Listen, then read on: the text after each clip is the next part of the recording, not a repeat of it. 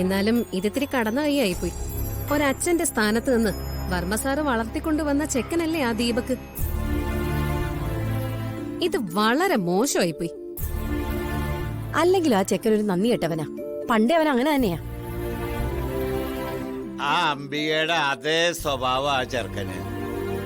Varma sir ഒറ്റ ആള് കാരണ, അല്ലെങ്കിൽ പണ്ടേ ആ ചെറുക്കൻ ജുവനൈൽ ഹോമിൽ കിടന്നേനെ. അല്ല, ഇവന്റെ അച്ഛനെ വേണുവായിട്ട് കണ്ടിട്ടുണ്ടോ? ഈ അംബികയുടെ ഭർത്താവിനെ ഞാനൊന്നും കണ്ടിട്ടൊന്നുമില്ല. ഞാൻ അതിനെ പറ്റി തിരക്കിയിട്ടില്ല. അയാൾ അവളെ ഇട്ടിട്ട് പോയതായിരിക്കും അല്ലേ? സഹി കെട്ടിട്ട് പോയതായിരിക്കുന്നേ. പിന്നെ ഇവരോടൊപ്പമൊക്കെ മനുഷ്യന്മാരാരെങ്കിലും ജീവിക്കൂ? അവരെ മോന്ത കണ്ട ചെകിട് നോക്കി ഒന്ന് പിടയ്ക്കാൻ തോന്നും. ഞാനിവിടെ ഇലക്ഷൻ നിൽക്കുന്ന കാര്യം പറഞ്ഞപ്പം പരിഹാസം, അവഹേളനം, പുച്ഛം. ആ ബഹളി പിടിച്ചു കിടക്കുന്ന ചെറുക്കൻ കയറി ഇലക്ഷൻ നിന്നിരിക്കുന്നു. അതും അവന്റെ അമ്മാവനായ വർമ്മ സാറിനെതിരെ. ഓ, എന്ത് പരിപാടിയാ ബഹളി പിടിച്ച ചെറുക്കൻ കാണിച്ചത്. പണ്ട് അമ്മാവനായ കംസനെ ഭഗവാൻ കൃഷ്ണൻ തട്ടിക്കളഞ്ഞിട്ടുണ്ട്. അത് കഥ വേറെ. ഇന്ന് കംസൻ ജീവിച്ചിരിപ്പുണ്ടായിരുന്നെങ്കിൽ ഞാൻ പോയി തല്ലിക്കൊന്നേന്. അവന് നല്ല അന്തസ്സായി തോക്കണോന്ന് തോന്നിയതുകൊണ്ടാ അവൻ വർമ്മ സാറിനെതിരെ മത്സരിക്കുന്നത്. ഇതൊക്കെ അനന്തപിള്ളയുടെ കളിയല്ലേ?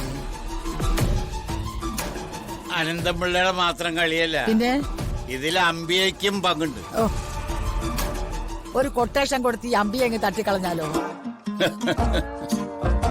അന്ന് നിങ്ങൾ എല്ലാരും കൂടെ നിരാശപ്പെടുത്തിയിട്ടാ. അല്ലെങ്കിൽ ഞാൻ ഇതിനകം തന്നെ നോമിനേഷൻ കൊടുത്തിരുന്നേനെ. ആ, ഇനിയിപ്പൊ എന്ത് ചെയ്യാനാ? നോമിനേഷൻ സമർപ്പിക്കേണ്ട അവസാന ദിവസം നാളെയാ. ഓ, അപ്പൊ നിങ്ങൾ മത്സരിക്കാൻ തീരുമാനിച്ചോ? ആ, തീരുമാനിച്ച്. ഒരു കാര്യത്തിന് അമ്മണി ഇറങ്ങി പുറപ്പെട്ട പിന്നെ തിരിച്ച് പിന്നോട്ടില്ല. പൊതുസേവനം ചെയ്യാനാണോ തെരഞ്ഞെടുപ്പിൽ മത്സരിക്കുന്നേ എന്ന് ഞാൻ പറയും. പക്ഷേ ലക്ഷ്യം അവനവന്റെ സേവനോ. പ്രകടന പത്രികയുണ്ടോ? അയ്യേ, കത്രിക ചിഹ്നമൊന്നും വേണ്ട. അതല്ല ചോദിച്ചത്. പ്രകടന പത്രിക, പ്രകടന പത്രിക. പത്രിക, പത്രിക. അല്ല, അതെന്തോന്ന്?